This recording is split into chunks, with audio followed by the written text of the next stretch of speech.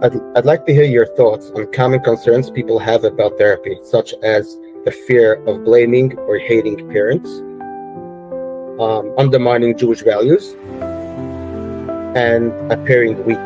Those are three common concerns you can hear from people. So yeah, what are your thoughts? So here are my thoughts. One has to realize that just because somebody is a therapist, even if they're licensed and they're trained, doesn't mean that they're going to be competent. It doesn't automatically mean they're competent by any stretch of the imagination. And even if they are competent, some are more talented than others, some are more adept than others. So there are many stories of people who have had really poor experiences in therapy. We certainly have heard many of those stories. And therefore, therapy often gets a bad reputation, right? You say they went to the therapist and look what happened. Mm-hmm. Now, again, part of that could be because the therapist was not, properly equipped, wasn't properly trained. Maybe, unfortunately, then this also happens, they brought their own issues into the room, and did not handle the situation properly. On the other hand, and this is something that is very, very important, and people have to remember this, you don't know what happened in the therapy room, okay? You don't know what the therapist heard, what the client told them. So what we look for when we're doing this, and this is something, again, it's a little bit unique in what we could do at Relief, is because we're not dealing with this therapist in one situation. We're dealing with this therapist maybe in dozens of situations. What we're looking for is patterns, right? So let's say, for example, we have a situation where a therapist is treating a teenager, and that teenager now has gotten angry at his parents, and the parents are claiming that the therapist, has turned the child against them, and they're going to come to us with a complaint. Okay. Now, again, as I said, it could be a couple of things. It could be the therapist Taka is wrong, okay, and the parents are right. Okay. It could be that that the child, right, or let's say the teenager, gave this report over to the clinician, okay, and then the clinician has to listen to what he's being told, but it's the perception of the child, okay, and not necessarily the reality, okay. Or it could be that the parents Taka are toxic. Okay, which one of those is going on? We don't know. Okay, however, when we see a pattern, okay, so let's take the toxic parents for a moment, right? Mm-hmm. There are situations, unfortunately, where you have parents that are really very not healthy, and their relationship with their child is detrimental to the child. That happens, but it's not so common. It's Right. more rare. Okay, so now if we have a therapist that is over and over and over again creating this type of situation, so now that raises a big red flag to us, right? So it can happen once in a while, right? Right. But that's happening over and over again. So now that's a question. What's going on with this therapist? Right, but let me follow up on this. I think people also think about blaming therapists, putting the blame on parents is institutionalized. They think that this is part of therapy. That's what I understand sometimes. What would you say to those people who have that fear?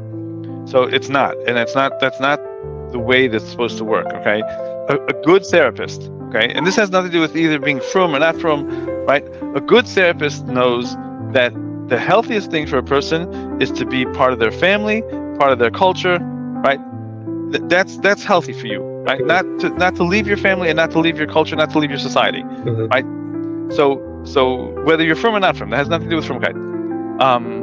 So a therapist, who's doing this, is obviously, not doing things the way they should be doing.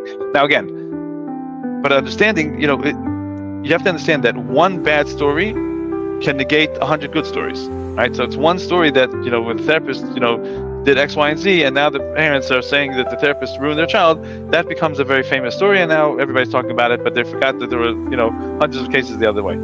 So it's something that we have to keep in mind. Again, it is a legitimate concern. I'm not saying that it's something that should be ignored, but it's probably not probably. It's not, in the types of numbers that we're talking about that people think that's going on. Now again, when we have a concern like this, right, that this may happen, we will purposely use clinicians with a good track record. right? People who are experienced, people have this, and we'll ask, when we interview clinicians, if this is their area of dealing, these type of things, we'll ask them, how do they deal with parents? How do they, do they include parents? Do they not include parents? Right? A lot of this will tell us, how to judge the clinician. Again, I would say that this is one area. I mean, you bring up a very good point, because it's one area that I think a lot of clinicians, especially the younger clinicians, don't know how to navigate this well. Okay, and therefore this has become,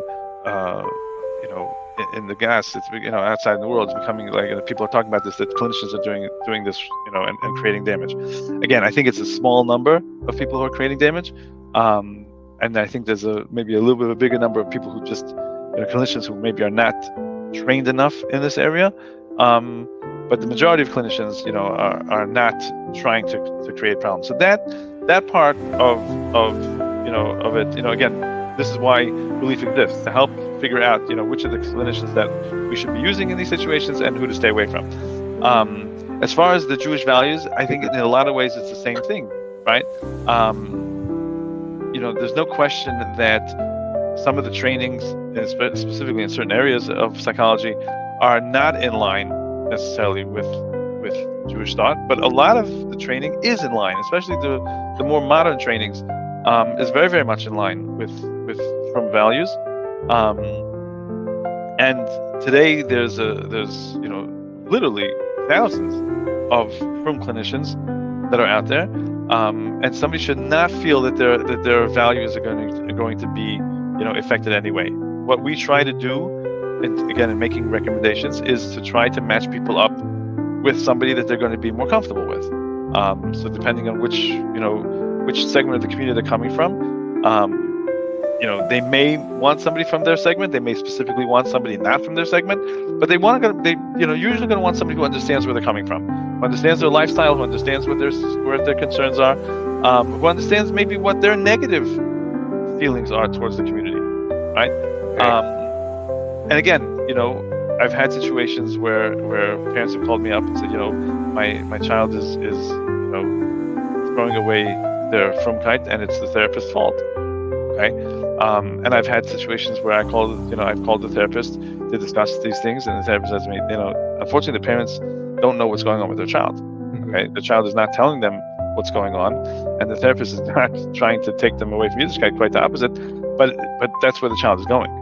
Okay, so again, it's easy to blame the therapist, but very often, when we know the background story, that it's that's not the issue. Right. As far as you've mentioned, I think appearing weak.